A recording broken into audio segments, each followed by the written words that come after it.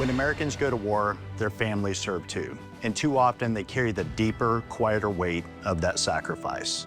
As we look back 250 years, we find story after story of a nation rising to care for our military as well as the loved ones left behind. This is one of those stories.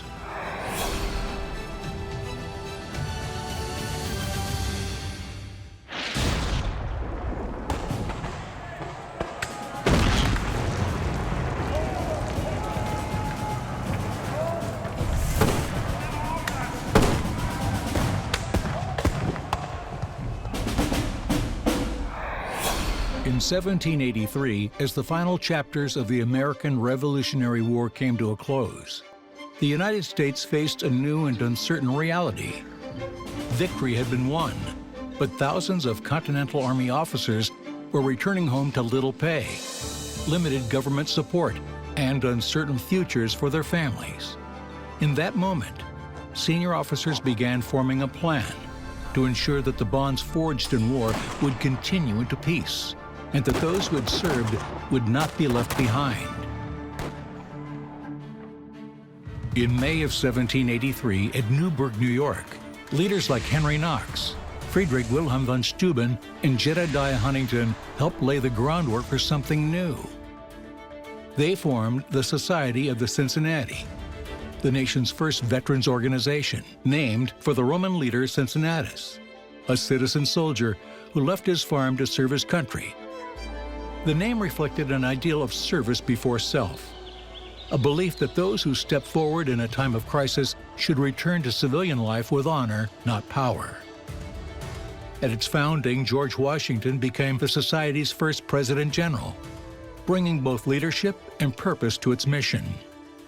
At a time when the young nation offered few guarantees, the Society became a lifeline providing financial assistance, advocating for pensions, and supporting widows and orphans left behind. Members contributed their own funds, often as much as a month's pay, into a shared pool. By the late 18th century, it had become more than a veterans network. It was a bridge connecting wartime sacrifice to peacetime life. To preserve that bond across generations, membership became hereditary, passed from officer to descendant. Today, the Society of the Cincinnati remains the oldest hereditary patriotic organization in the United States. It represents one of the earliest American efforts to answer a question we still face today. The answer began not in legislation, but in fellowship, responsibility, and enduring support for one another. The Society of the Cincinnati is a story of unity and a lesson of sacrifice that still resonates as the nation celebrates its 250th birthday.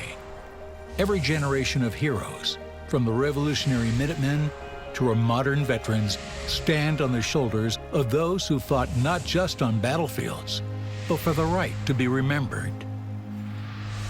These patriots and organizations reflect the same spirit that drives Folds of Honor, an organization founded in 2007 to support the spouses and children of Americans fallen or disabled military service members and first responders.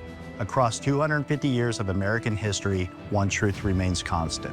When sacrifice is asked of a family, others rise to serve beside them, because honor isn't just something we remember, it's something we continue.